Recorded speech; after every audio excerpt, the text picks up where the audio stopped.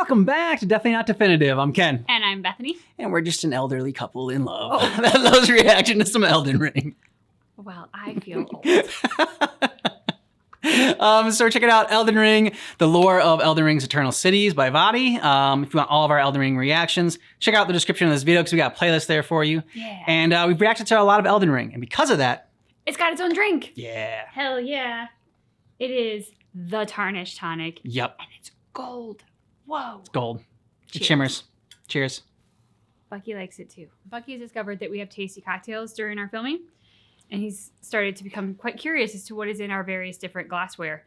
And we are teaching him that he is not allowed to drink. Drinking is not good for you. No. I think everyone had this moment in Elden Ring. You find we a building didn't. hidden in the forest of Limgrave's Mistwood, and the door mysteriously opens of its own volition to reveal an elevator down that just keeps going and going, on and on until you forget that you're even underground. The cavernous roof is now so far above that it might as well be a false night sky, and the world below has life, light, and a culture of its own. But what's interesting about the environment down here is that it's actually a fusion of cultures. There are the dynastic remains infested with claymen, and then there's the ancestral grounds brimming with wildlife. But built amidst it all, between the ruins, beyond the ancestral grounds, and even hanging from the ceilings, are the incredible eternal cities inhabited by the Nox. Cool. It's beautiful. Yep. For now, think of the Nox as just these enemies, the monks, swordstresses, and night maidens of the eternal cities. The word Nox means night in Latin. Limos. Some of you might remember this from the phrase Verio Nox in Dark Souls, which was commonly held to mean fear the night. And this theme has carried over to Elden Ring, where fear and respect for the night is conveyed by characters like Rani, who seek to usher in an age of stars. Here Creepy. beginneth the chill night that encompasses all, reaching the great beyond. Into fear, doubt, and loneliness. And just like the Age of Dark in Dark Souls, the coming Age of Stars is presented as a bit of an inevitability in Elden Ring. Or at least it might have been, were it not for Starscourge Radahn, who locked the stars out of motion and fettered the fate once writ in the night sky on behalf of the Golden Order. Again, this is just like in Dark Souls, where the coming Age of Dark was stolen from mankind by a greater power. Yet, even now, the Age of Stars continues to be championed by a people called the Nox. Except now, the Nox have been banished to the underground, and here they live in this state of eternal anticipation, just Why were they banished? endlessly waiting for a fate that has been taken away from them.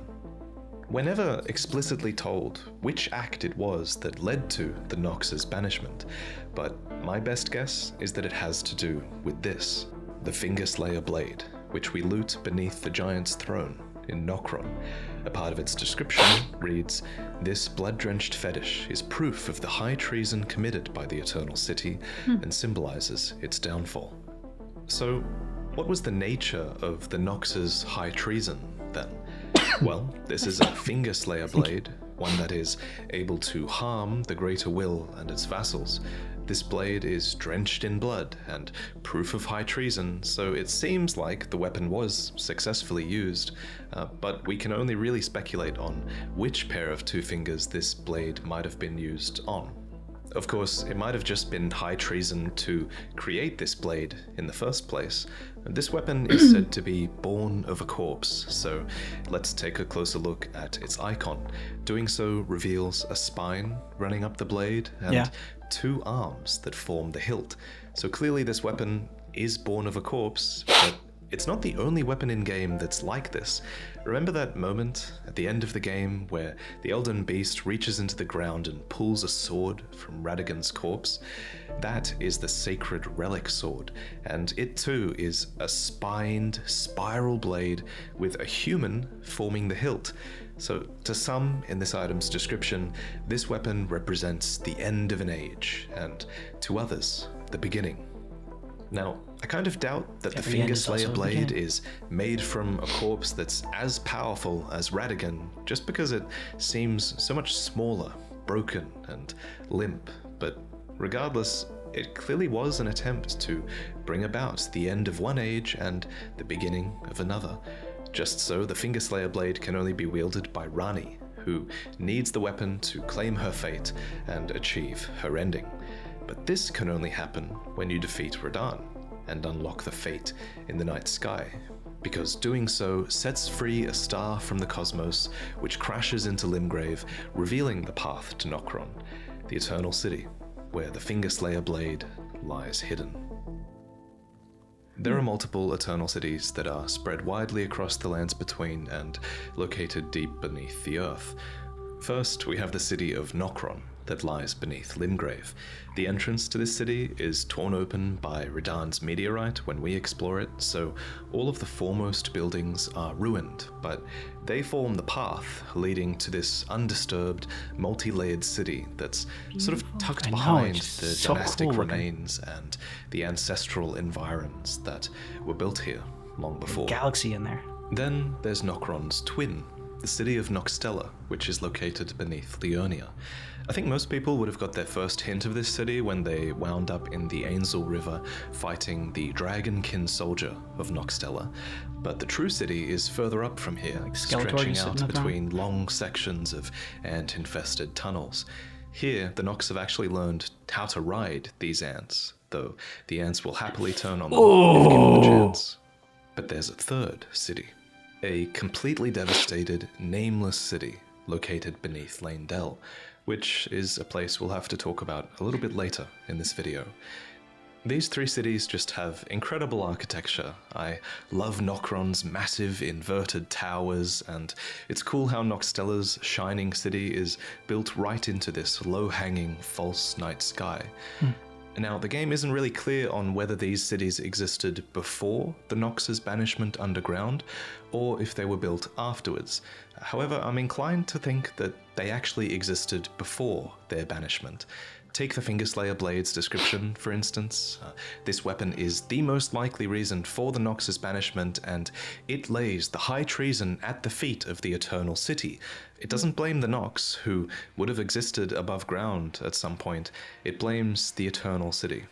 But regardless, while they at least might have already had these well-developed cities down here, their banishment was still a brutal punishment, because the Nox would have been cut off from the true night sky, which was a core part of their culture. As some small comfort, I speculate that they created these false night skies, which are made of suspended white fragments. This they accept as they wait for the Age of Stars to begin. In order to learn more about these cities, though, I'd like to look at some data mined information. Of course, you have to take this with a grain of salt, but in version 1.0 of Elden Ring, the Eternal City buildings are frequently listed as Marika's ruins, and the Eternal City pavilions are Marika's pavilions. What's more, the Nox themselves are actually called Marika's descendants. This obviously has pretty huge implications, so let's try to break down Marika's ancestry and see if we can arrive at the Nox. So, Marika herself is of the Numen race, who, according to the character creation screen, are supposed descendants of denizens of another world. The only other supposed Numen in-game are the Black Knife Assassins, who, according to their silver armor, were all women and rumored to be Numen, who had close ties with Marika herself. And we have proof that these Numen Black Knives were tied to the Eternal Cities. They say the assassins who carried out the deed were scions of the Your Eternal hat's a little big for City. you. So if we take Roger at his word, then it seems like Numen are indeed tied up with the genealogy of the Eternal City, and that Marika herself is likely one of the Nox's ancestors. You could go as far as to say that Marika is actually from an Eternal City too. She is called the Eternal, after all. But again, remember, this is data mined information that we're not really supposed to know. But at any rate, for the Eternal while the Cities, Nox and might she's be the Eternal, descended they'd be from all her Numen, cities. I think enough time has passed that most Nox aren't really considered Numen anymore. If anything, they're now more akin to the Night Folk, which is actually another descendancy you can choose for your Tarnished in the character creator. Nightfolk and Nox share similarly hued skin, and Nightfolk are a race that was said to bleed silver long ago. So let's finally actually talk about the Nox monks, the priestesses, the Night Maidens, and the silver that they wield. The monks of the Eternal Cities are all men, and they fight with flowing weapons of liquid metal. So too do the Swordstresses, a female caste of the Nox who are agile warriors and serve as the personal guards of the Night Maidens. The Night Maidens themselves are said to be of the highest clerical rank, and it's definitely interesting that a group of maidens would be of the highest clerical rank. It's almost as if the Night Maidens exist as a sort of parallel to the Kindling Maidens of the Two Fingers, who serve the Tarnished so that they might become Lord. Because remember, a core part of the Nox culture is also about searching for a Lord to serve. Except unlike the title Elden Lord, the Nox are waiting for a Lord of Night. In a way, this Lord of Night is almost an imitation of the Elden Lord, which would make sense because the Nox are extremely well versed in the art of imitation. So let's talk about that. I think I speak for a lot of us here when I say that a core part of so many of our late game playthroughs were the Mimic tier Spirit Ashes, which copy the form of their summoner. And from a lore point of view, the whole point of this Mimic tier is actually to mimic the Tarnished who might become the Elden Lord. Its description reads, Mimic tiers are a result of an attempt by the Eternal City to forge a Lord. However, the description also says that their mimicry does not extend to imitating the summoner's will. This makes it seem like Mimic tiers are this tool, right? They're something to be used to achieve the Eternal City's ends. So it's important to point out here that Mimic tiers are actually more accurately Silver tiers, and Silver tiers literally are tools, because they're wielded by the Nox as weapons. The Nox Flowing Hammer and the Nox Flowing Sword are forged from the liquid metal of Silver tiers and tempered to hardness. The T1000. This gives them the Terminator ability to extend, bend, and when wielded by the Nox, to drastically change their form into spiked shields and even giant hands. And what's kind of chilling to realize is that these weapons are actually living beings. This is all quite clearly inspired by ancient alchemical conceptions of mercury, or quicksilver, which was this compound that was believed to be able to shift between liquid and solid states, as well as life and death. In-game, Silver tiers are called Formless Life, able to be reborn again and again into imitation. They are as much a substance as they are a living organism, and we see this in their multitude of forms: silver spheres, trolls, and even nightfolk, to name but a few. There's even this entire cut questline that would have had you bond with a silver mimic tier called Asimi. In the cut dialogue files, this mimic tier claims to have grown a desire for life and knowledge and lordship, and she desires to share the throne with you. You could have become Elden Lord, and I could have become Sovereign Eternal. I think, and I know a lot of you guys did as well when I mentioned this last time, I think this would have gone a really long way towards making players relate to the story of the Nox, and it would have made them question the Order of the Erd Tree even more. And after learning about this questline, I can definitely see why mimic tiers and artificial life might have been this enormous threat to the Erd Tree's authority. The Nox were, after all, messing with these crucial things that the Erd Tree had come to govern. They were messing with the powers of life, death, and rebirth. Of course, we know that death was sacrosanct to the Erd Tree during its age. As I discussed in my video on death, many ancient methods of death came to be abandoned or shunned in favor of returning to the Erd Tree's roots instead, through the process of Erd Tree burial. All the old ways of death were abandoned. And as for rebirth, well, the Erd Tree is never really explicitly said to be able to rebirth beings. I think a lot of people just assume that it's implied, but there is a bit of evidence. Many depictions of the Erd Tree actually show human forms growing along its branches, just as they show human forms being absorbed in death by its roots. And you can't forget that an entire great rune of the Elden Ring explicitly governs rebirth. This is Renala's Amber Egg, and inside it is the great rune of the Unborn. In the end, Lady Renala was left alone, Pope Turtle. cradling the amber egg Lord Radagon bequeathed her. Now she devotes herself to it through forbidden rite, the grim art of reincarnation. I think Miriel calls Renala's reincarnation a grim act here, because reincarnation already has a bit of a history with the Nox in the Lands Between.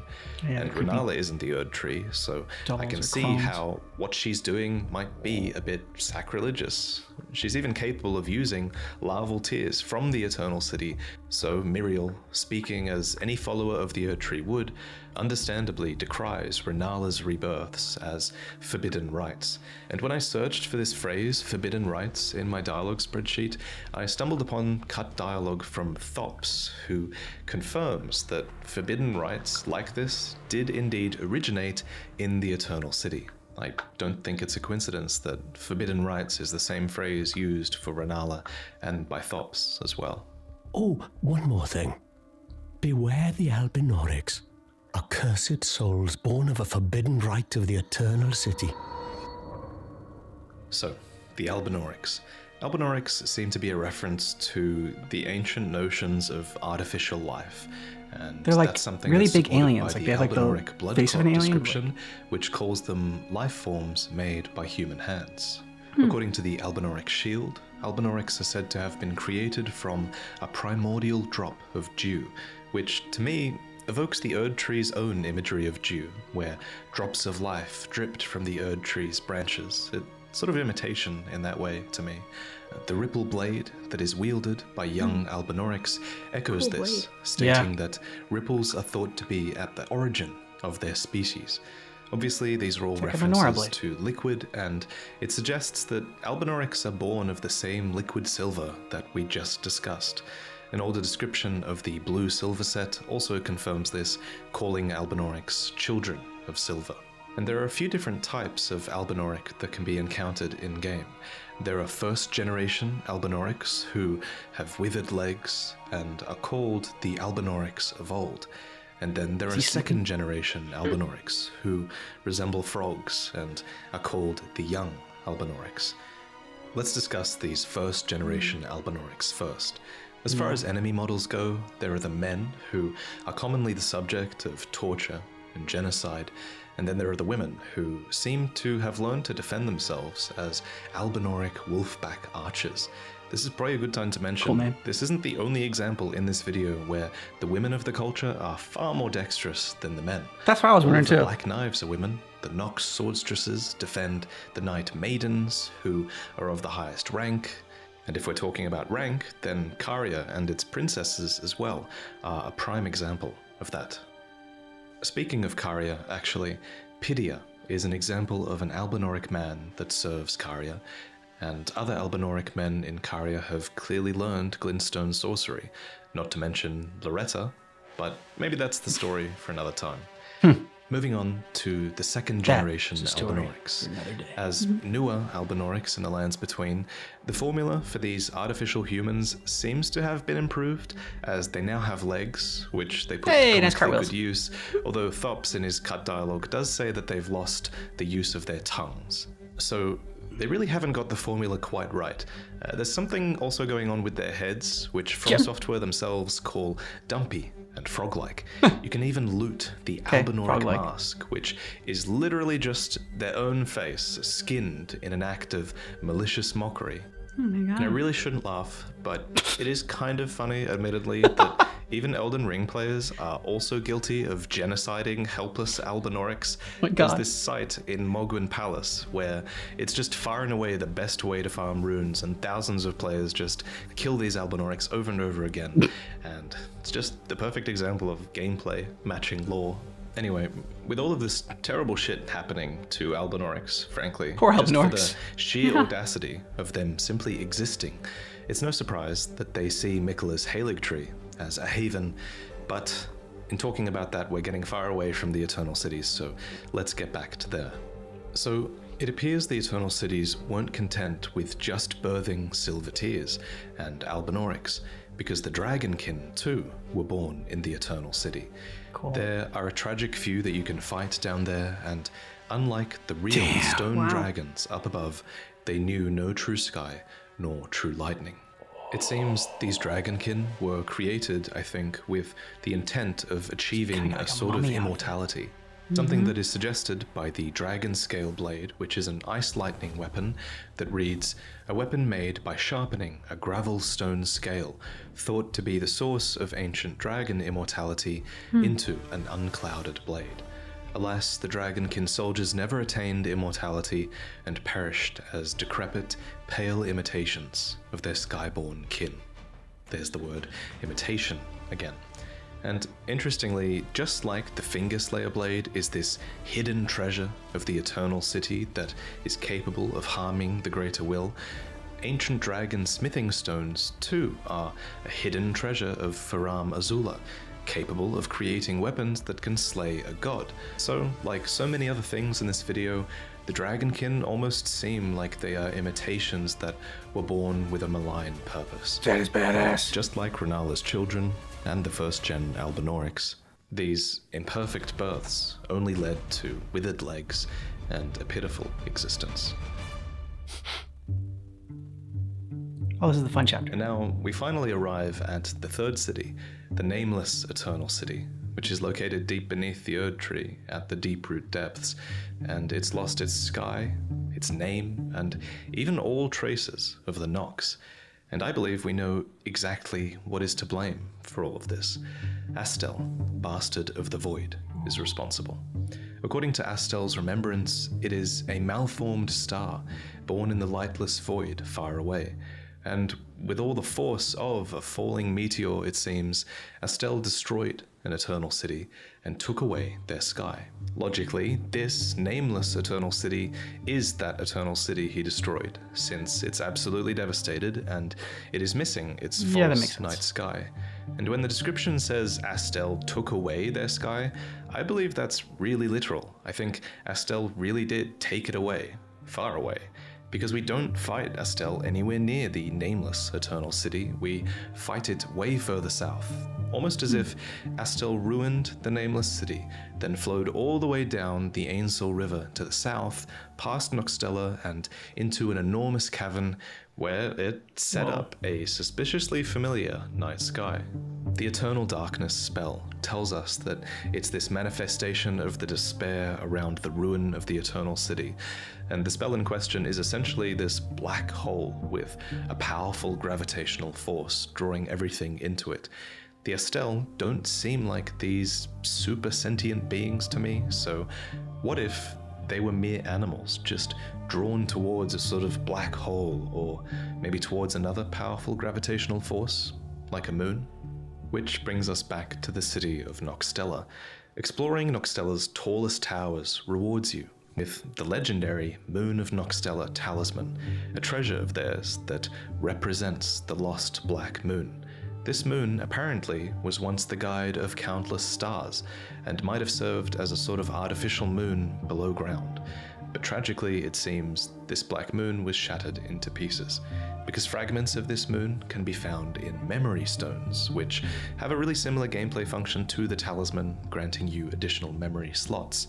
These stones are rightfully treasured by sorcerers, and above ground towers evoking those of the Eternal City would be built to protect these precious artifacts.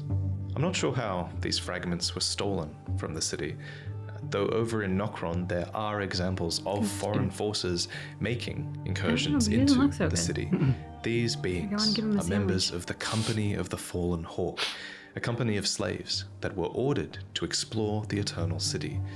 Logically, these soldiers are slaves of the Golden Order, but who were the Fallen Hawks before their enslavement? Well, there's this one little theory that I quite like by user NoContribution15 on Reddit that suggests that these Fallen Hawks could have once been common soldiers of Stormvale Castle, because these soldiers once had hawk crest shields and even a Stormhawk king dating back to ancient times, back when there was a true storm in Stormvale. And so, as the theory goes, the crest for this company became that of an inverted hawk, symbolizing their fall and perhaps referencing the inverted towers of the Eternal City that they were doomed to explore.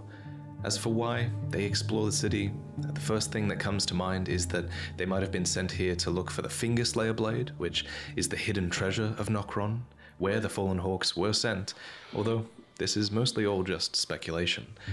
Whatever the case, it really helps to characterize these enemies for you. Otherwise, the only other observation we can make is that many of the Fallen Hawks can be found digging hopelessly in the ground, hands bloodied Looking by for their treasure. long efforts to this day.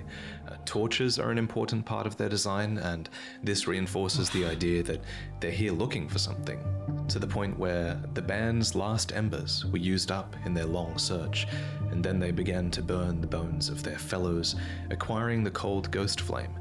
And with this new flame in hand, they became dwellers of the underground for all eternity. Like with the Fallen Hawks, there are some really open-ended parts to the stories of the Eternal Cities, some things that are curiosities to me, and I welcome you to try and answer them. For example, the giant thrones with the giant Nox skeletons on them, they're almost a complete mystery, I think. The only place the game references these thrones are in the symbols for night sorceries and bubble sorceries as well. Beyond that, they're clearly a central part of Nox culture, though we don't know what purpose these beings had. Below each one, though, you can loot Great Ghost Glovewort, which were given in tribute to those who died the most glorious of deaths, in the hope their stories would become legend. So it seems the Nox not only venerated these beings with giant thrones, but that their spirits as well were considered to be heroic, for their deaths were glorious. Another curiosity is the distorted bodies that are found in the Eternal Cities.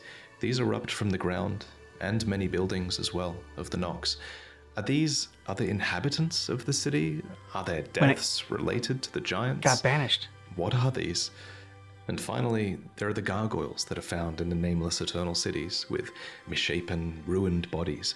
None of these gargoyles have been mended, but those that are mended with black corpse wax, and they serve Malakath, the Black Blade. Many of you will remember that 2 valiant gargoyles defend the path from Nokron to the Deeproot Depths, where the nameless Eternal City is. And interestingly, it's a coffin that takes you up there, suspended on a golden script. This golden script reminds me of the description of the Cipher Pater, which reads, "The furtive inscription appears to hang in the air, the language of light spoken by the 2 fingers." It makes sense that the 2 fingers would be aligned with these gargoyles that serve Malakath, and maybe some power of the 2 fingers is what takes you up to the nameless Eternal City in this coffin. Speaking of coffins, there's another coffin that you ride down from the Grand Cloister to Astel's lair, and there are a ton of coffins found in the Eternal Cities in general. Beyond being some absurd method of transport, perhaps sending remains along the river was some sort of burial rite?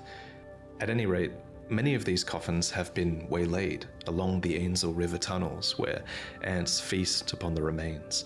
And there's something fascinating going on with the ants as well. A lot of these have these enormous abdomens. These ants in particular are based off honeypot ants, which essentially function in nature as these living sources of food storage for the colony. And the Elden Ring variant drop one of the most valuable runes in the Lands Between. They drop a Newman's rune, which makes a lot of sense because these ants are feasting upon corpses, and we did speculate earlier that Newman are indelibly tied to the Eternal Cities. I could speculate further, but again, I'd welcome your thoughts on these curiosities. Exploring the Lands Between in the modern era, it's clear that the Eternal Cities have had this significant cultural impact upon many things that we find above ground. You can take the walking mausoleums, for example. These have really explicit Eternal City architecture, which is something that you can't help but notice when you see one of them wandering down in the nameless Eternal City. These mausoleums, it seems, were appropriated from the Eternal Cities to house the remains of soulless demigods of the Golden Order, something that suddenly became very necessary to do after Godwyn's death. And this tracks because the Eternal Cities do have a bit of a history with spirits. We mentioned earlier that they entomb their heroic spirits with legendary glovewort, but even the rebirth monuments above ground that you need to summon spirits look kind of like Eternal City constructs. So I speculate that these might have been pioneered by the Nox, who, even if they didn't use these to summon spirits, they definitely might have used them to summon puppets, because puppetry is an invention of the Eternal Cities. To create a puppet of someone, you need them to drink a potion made of starlight shards, which are a prized item that was once used in the Eternal City as an ingredient in intoxicating draughts. Starlight shards are used for this because the stars command people's fates, and even the fates of the demigods, and so they can be used in potions given to create puppets with commanded fates. We know of 2 such puppets from the Eternal City, the Night Maiden and Swordstress puppets, who became puppets of their own volition. So keen were they, it seems, to serve the Eternal Cities.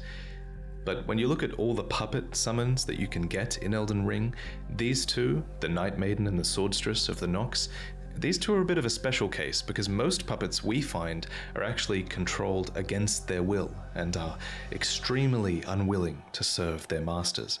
An excellent example of this are the puppets that are controlled by Seluvis, or should I say Pidia, who turn on him immediately when they're given the chance.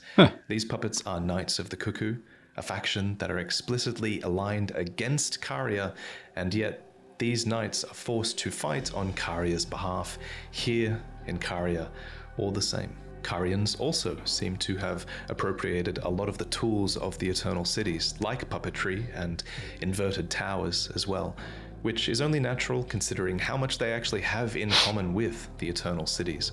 Carians are descended from astrologers, who also venerated the night sky. Another example of an invention of the Eternal Cities that the Carians use is found at the Church of Vows, which features a Nox statue taken straight out of the Eternal Cities. Here at the church, Radagon famously repented his territorial aggressions and cleansed himself with Celestial Dew. Celestial Dew is another draft of the Eternal Cities. It's called a Night Tear, which reverses all antagonizations and moves fate backwards, in a sense, to a time or a feeling before those antagonizations took place. And eventually, faraway descendants of the Eternal would finally be found above ground as well. This is in Celia, within Caelid.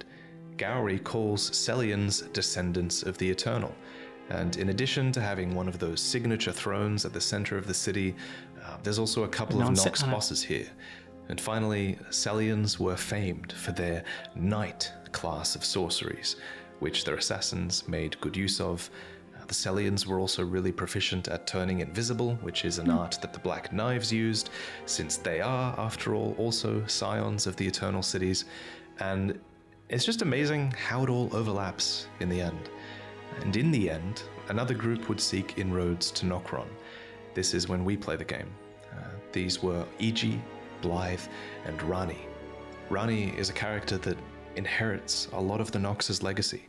She becomes the final chapter in a story that they started to tell so long ago. Prepare to cry, because I can't wait to cover her story properly, as it deserves. I thought this was really cool and fascinating. I love the visuals. The visuals in this are amazing. Like, I mean, I'm just always so impressed of the team involved in Elden Ring, from like creating the visuals to the lore, and to like having each character, even the characters that like he was talking about, where you go and like you slaughter these characters to like level up or whatever. And like normally, I mean, yes, even in like, like Mario or whatever, I guess like the Koopa Troopers like have like, some like a story but behind them, but like it's not like, I don't think like feel like as rich as what's going on here for these characters that like you are just, it seems like are just, cannon fodder in here. But they all are tied in some way. And then even he said that like as you're playing it, like the gameplay is sort of tied into the lore, because like that's part of their lore is like them being slaughtered. But I have a lot of other thoughts too, but I just want to hear what you think as well. Oh my God. I mean, my head's in a million different places after that. I will start by saying I am very curious, and of course, because I cry all the time, nervous to see it's Ron. I'm going to say her name wrong. There's too many R names in this. I said this before. I want to say Ronnie, and I don't think that's... Yeah, I don't think that's it, but yeah. Right, but it's hopefully close enough that you all know who I'm talking about. But we get the woman at the end there, yeah. I'm very curious to learn more about her because there was one video we watched where it kind of touched on almost like a little bit of her origin story, which had been quite sad to see, like her scarred face and I think it's Bronny, yeah. And kind of just it. She always struck me as being just kind of sad. So I can see why her story is going to be prepared to cry. I'm sure I probably will. But I'm very curious to see that. As far as the Eternal Cities go, they are beautiful. And it's very interesting to me, this concept of them being so far down underground, so far down into the earth. And yet it said they had light. Now it didn't go into how, but it said that they had it. And then they've created these fake night skies that just look spectacularly beautiful. And yet they can be taken. And I kind of want to know a little bit more about, like, well, what do you mean they can just be taken?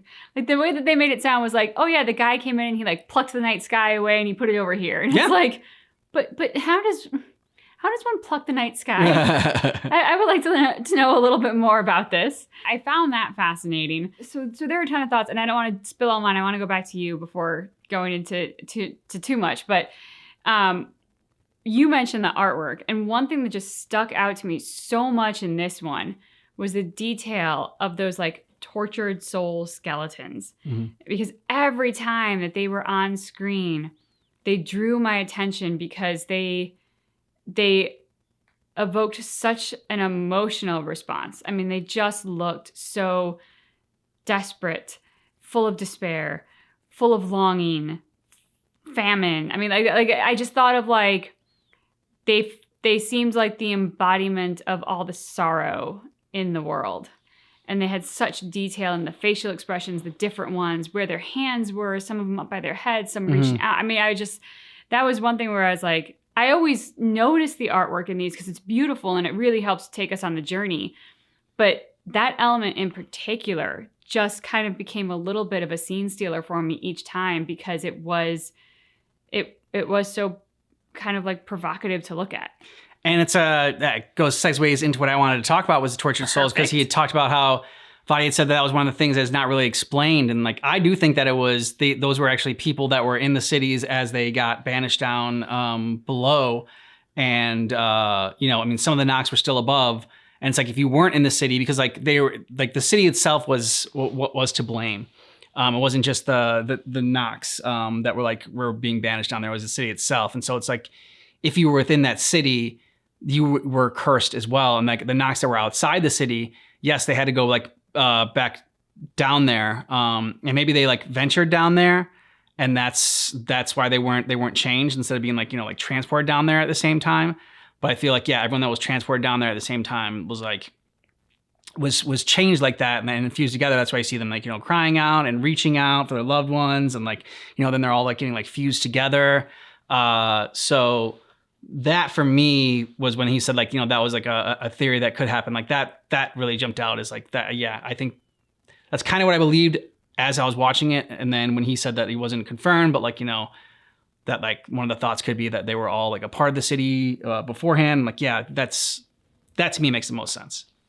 It makes me think of, and I'm screwing up my volcanoes, but it makes me think of the city that fell where like everyone Pompeii or Vesuvius. It is? Yeah, okay, yeah. So see, I wanted to say Pompeii, and then I was thinking of Vesuvio, and then I was like, wait a minute, am I blurring my history? But no, they both fit into that storyline. My brain was functioning today. Shocker. But yeah, it makes me think of the people who were encased in ash. Yeah. Whose remains were preserved so perfectly because of that.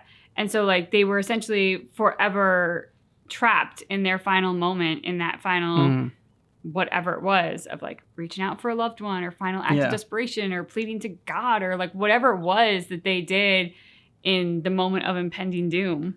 And that was actually captured through how they were encased in ash and everything. Yeah, and this is more of a warped way. Like, you know, I mean, I think that people were somewhat encased as far as their final maybe acts and position, but like not necessarily like exactly where they were. Like I said, like a lot of them like they were melded together. So I feel like some people at the altar maybe like were worshiping in that place at the time. So when they all got like absorbed like into the altar where they were worshiping, and that's how they, and that's where they were forever going to be trapped, and they're probably still alive. Oh, dark. Yeah. Well, it's it's a cruel fate. And the other one they talked about was the big, you know, like skeletons on top of the thrones, and you didn't know what that was about, and that wasn't really talked about.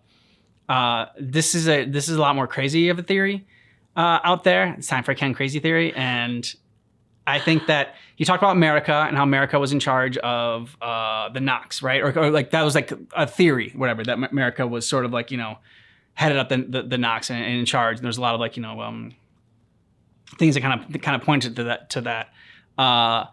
And so I think that those are America on the down there, since like everything's sort of like inverted and upside down there and sort of like the opposite. I think those are almost avatars of America. But I'm going to take a step further and go even weirder on you.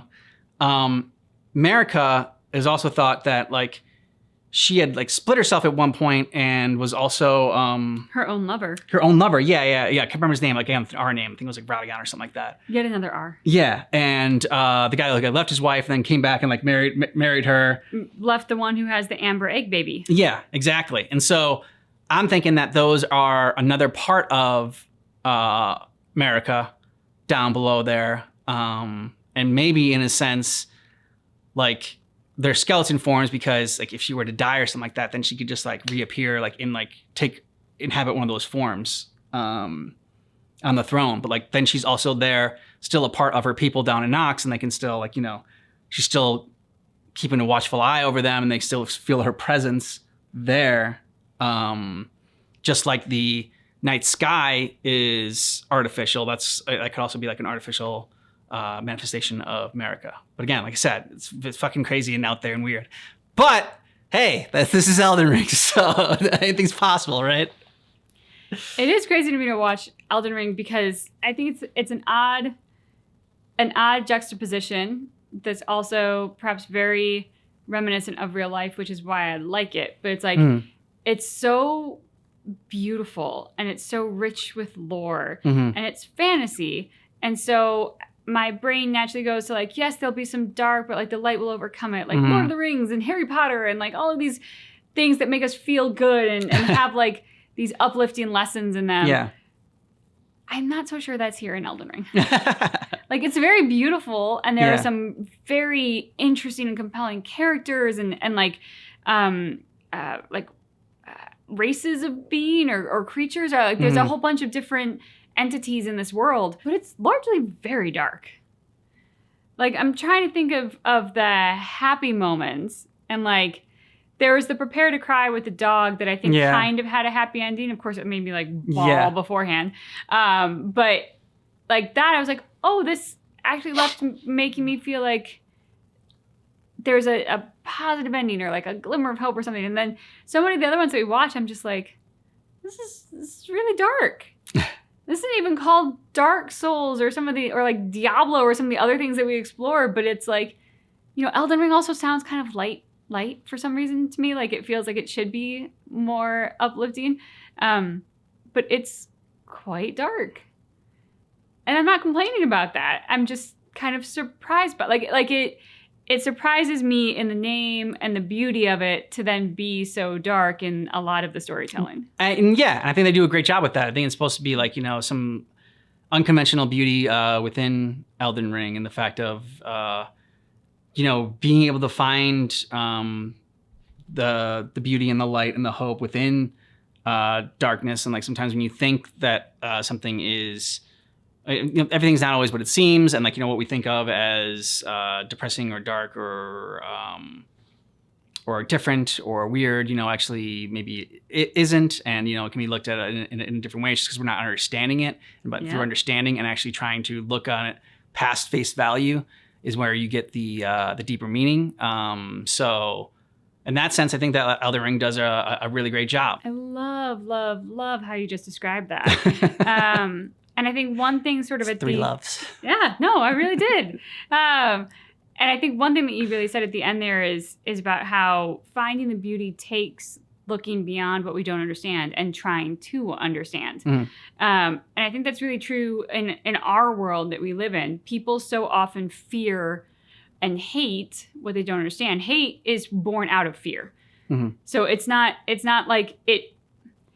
Hate can feel akin to anger and it can make you feel strong, but really it's an emotional response out of a source of weakness because it's fear-based. Yeah. And so people often hate what they don't understand because they fear it. And the antidote to fear is education. It is to learn. It is to understand. And I'm not saying like you have to have a master's degree to have a person. Yeah. Like don't That's not misunderstand that me. kind of, It is simply being curious about the world around you and trying to learn rather than saying, oh, I don't get you or I don't get this. Therefore, I will reject it. I will hate it. I will go against it. Because so often when we do learn about things, we find there is so much commonality. There is so much that we can have a shared experience around, that we can swap stories on if we don't have the shared experience and learn from each other and love each other through that.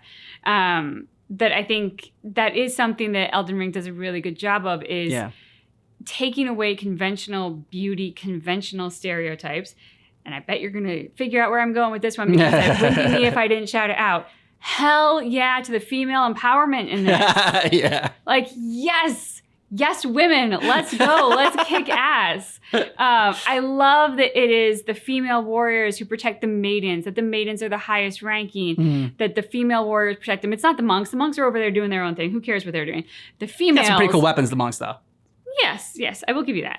But the females are the ones who are so often on the front lines in this, who are so often holding positions of power. I mean, Marika, for positive or negative, she... I think from everything I've learned in Elden Ring, is arguably the most pivotal, crucial, powerful, controversial character in this world.